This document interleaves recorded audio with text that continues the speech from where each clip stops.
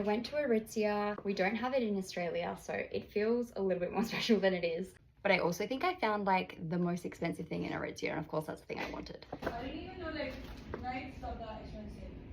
Babe, me either. So I got a laser jacket that, look, I probably don't need, but I really just wanted like a good black structured vibe. Oh, and I bought my sister some socks. Have your socks. And I need to stop spending because my suitcase, as you can see, is already bursting.